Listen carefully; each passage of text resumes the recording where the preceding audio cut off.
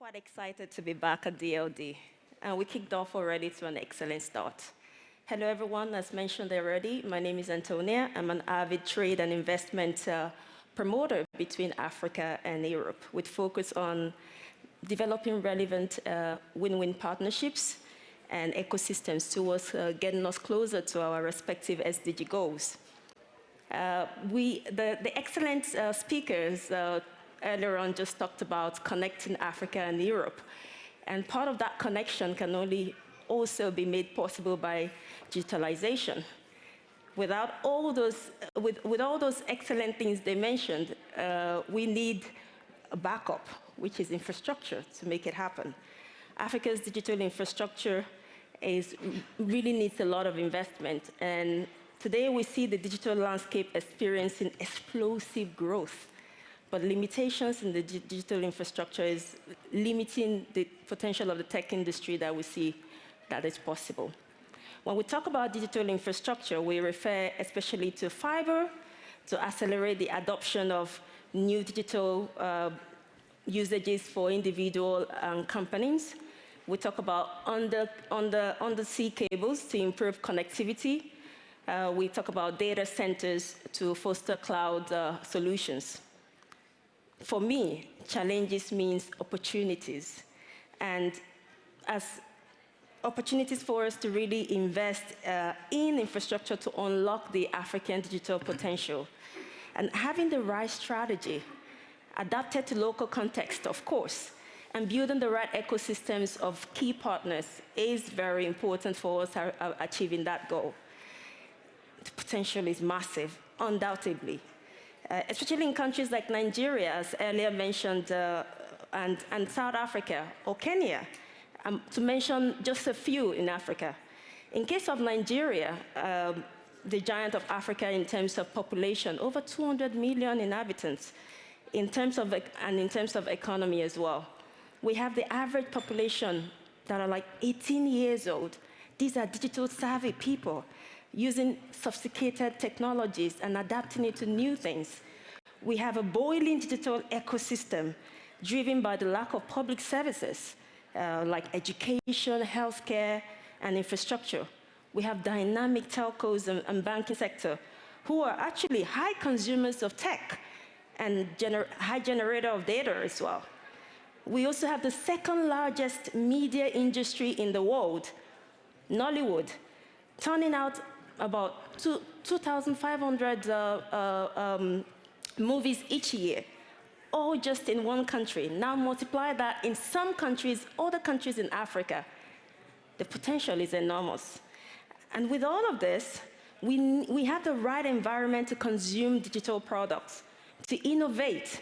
However, challenges exist in unlocking some of these potentials, especially linked to infrastructure.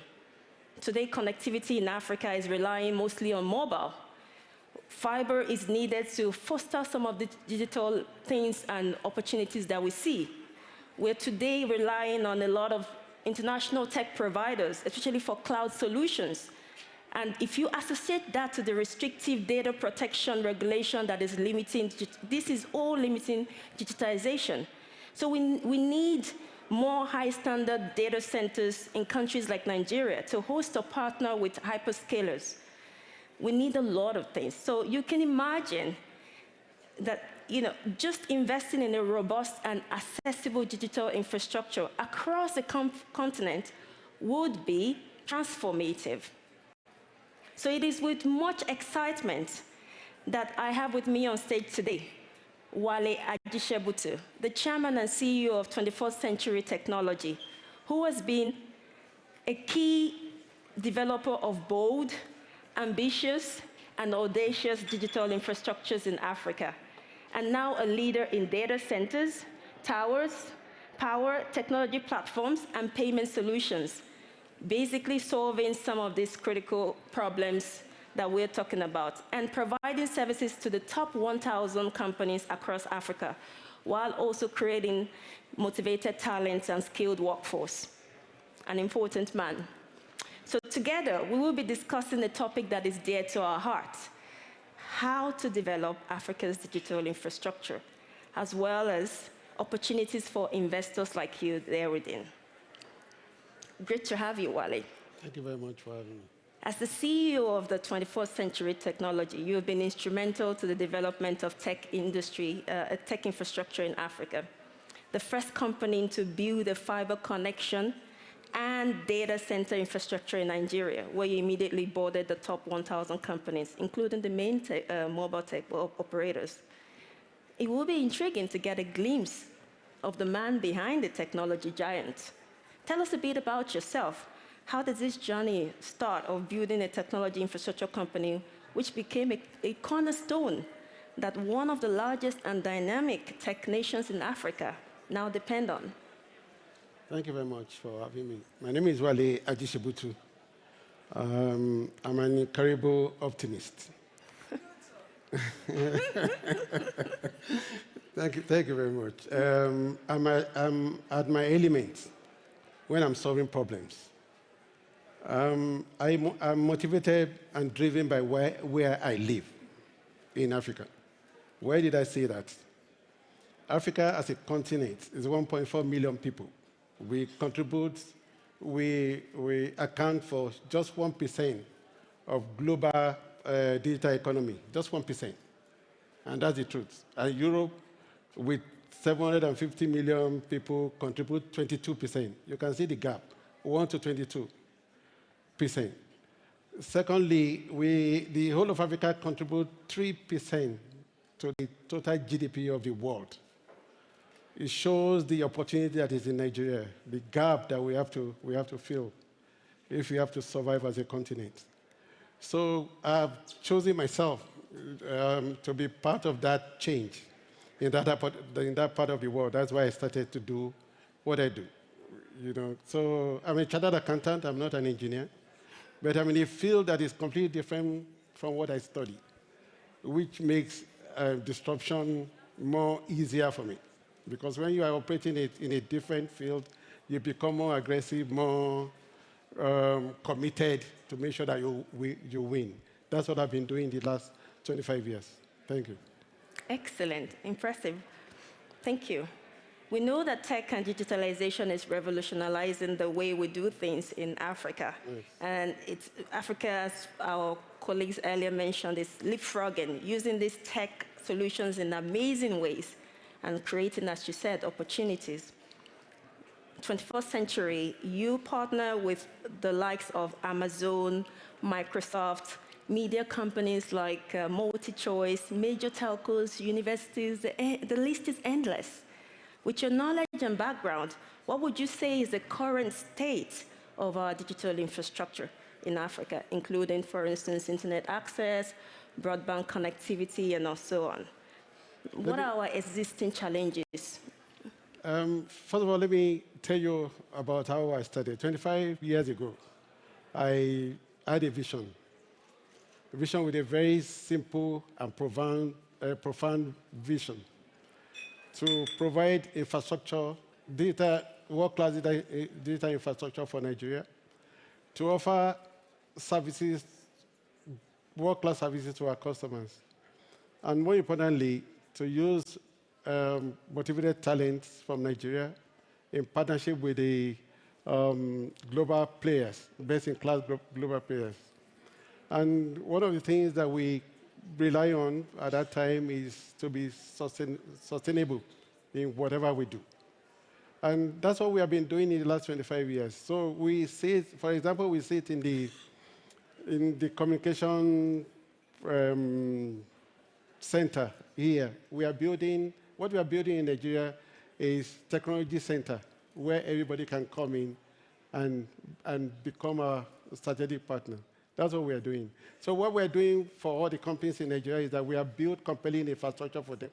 The infrastructure we have built includes data center. Today we are building 75 megawatts data center in Nigeria. We'll be number one in that part of the world. We have extensive fiber infrastructure in the ground, thousands and thousands of kilometers of fiber in the ground. We have an academy, a huge academy that people can come and use. We also have a very big payment platform that we make available to all the players in the system. So what we are doing is that creating a huge infrastructure that anyone, the top 1,000 companies in Nigeria, can use. You may be a bank, for example, all the banks in Nigeria use our infrastructure. We made it possible for the GSM operators in Nigeria to ride on our infrastructure when they come into Nigeria. We made it very easy for them. So we are building infrastructure that will enable companies globally to make life easy for companies when they enter into a country like Nigeria to operate. That's exactly what we are doing. That's why we have all the likes of AWS, Microsoft, all the banks working with us today. Impressive. And I think it seems things have been quite easy for you, Wale, since you haven't really mentioned to us the challenges you've been facing. And I would imagine some of it has been adequate investment in some of the infrastructure. You're doing a lot alone with some support, but I would imagine we need more of that, right? Yes, we need more of that. Talking about challenge, personally, I don't see challenges in Africa. I see opportunities. Awesome. And steps that you have to take to achieve your objectives. More importantly, I say when you work in Africa, it's like traveling on a road, in a road that is not smooth. But you are definitely expected to experience some bumps when you go on rough roads. The bumps on the road is not supposed to stop you. It's supposed to keep you awake so that you'll be able to reach your goal. That's the way I operate. I don't see any challenges in Africa. Luckily, we just heard from our operators, the environment is conducive, good policy to promote whatever you want to do in Nigeria. So we have no excuse than to develop, than to build infrastructure, to make things work in that part of the world. So there are no challenges, unless you are not ready to do it.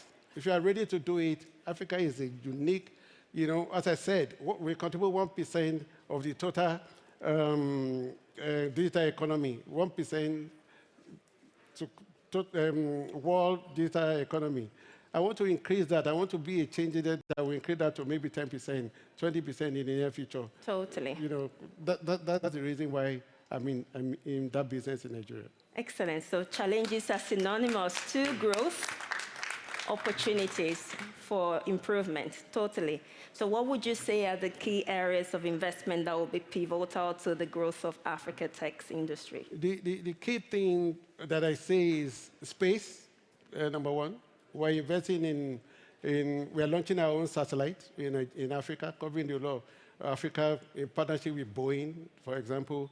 We are partnered with Siemens here in Germany, in Munich actually, building captive power plant for all our data centers. Quantum computing is also key to Africa.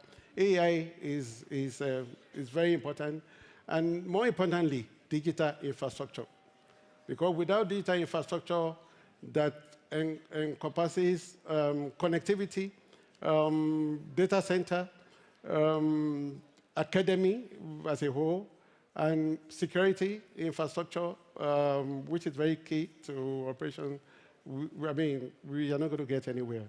So we're investing in all that ecosystem, infrastructure that will bring big or small company or startup together to use our infrastructure to become an enabler, to make life easy for everyone that wants to work in Nigeria. Excellent. And I think matches are already being made in this room today in the different areas you mentioned. And that's why I love DLD connections. So last thing I see, so Africa and Nigeria, we've been mentioning it, innovations, opportunities. We need to work together. We need the collaboration between government, private sector, international organizations, civil society in developing this potential, enormous potential that we see. And as someone that is really keen on the growth of the African continent through a win-win partnership and investment, I would like to know your advice to the tech investors in this room. about the opportunities in Nigeria and Africa during the remaining couple of minutes that we actually don't have anymore. Okay, if you were to ask me where I would like to live in the world, I would tell you Nigeria or Africa, as a matter of fact. And because the opportunity, as I mentioned earlier, is enormous. The best way to get to the promised land is collaboration. You know what I mean? Collaboration at the level that the world has never seen before. You know what I mean? We need to collaborate, we need to work together to take advantage of the emerging opportunities in Nigeria. The opportunities are huge, and the government is ready. You know, they are turning out policies that will support whatever we want to do. And I'm inviting everyone in this room to please take advantage of the opportunities in that part of the world to invest and benefit immensely from it. Awesome. So there are no challenges. Don't look at challenges. Don't look at the road, as I said earlier, that is a bit, bumpy, just to keep you awake. Thank you so much, Wale. You heard him. You're welcome with us. Thank you, everyone, for joining us. It's been very engaging. Lots of opportunities to discuss and connections to be made. So like Inya mentioned earlier, we're around for the next 2 days. Let's engage. And maybe we fly back together. Why not? Let's do it already. Yes. So let's keep the dialogue going. Yes. Thank you so much. Yes, thank you.